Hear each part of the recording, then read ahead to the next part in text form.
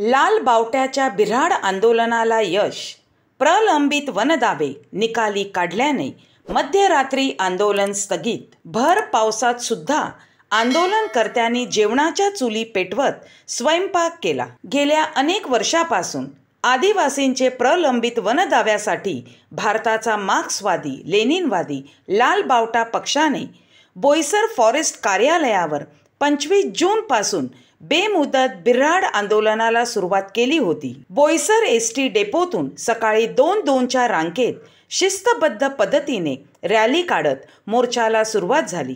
यावेळी आंदोलनात सहभागी झालेले आदिवासी महिला व पुरुष डोक्यावर लाकडांचे भारे, टोप, कांदा बटाटा, तांदूळ, स्वयंपाकाचे सर्व सामान घेऊन हजारोंच्या संख्येने सहभागी झाले होते. वन विभाग कार्यालयावर मोर्चा धडकताच पोलीस व वन विभाग अधिकाऱ्यांची तारांबळ उडाली होती.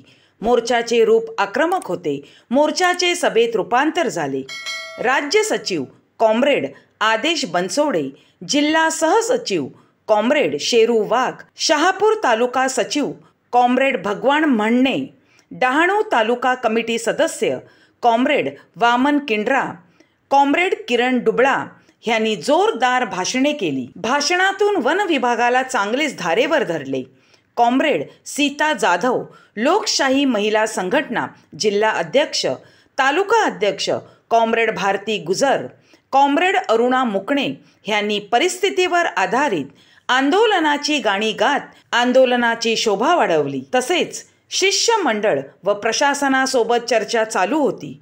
2 दिवसात तुमचे दावे निकाली काढू असे आश्वासन देण्यास प्रशासन तयार होते, परंतु आश्वासन नको, अंमलबजावणी हवी अशी भूमिका लाल बावटा पक्षाने स्पष्ट मांडल्यामुळे प्रशासन कामाला लागले. डहाणू पंचायत समिती विस्तार अधिकारी पंढरीनाथ पाटील, ग्रामसेवक, सरपंच, वनहक्क समिती यांना महाघेराव घालण्यात आला होता. आंदोलनकर्त्यांनी जेवणाच्या चुली पेटवल्या तेव्हा प्रशासन कामाला लागले. पावसाने जोरदार हजेरी लावल्याने पेटत्या चुलीवर छत्री धरून जेवण करण्यात आले.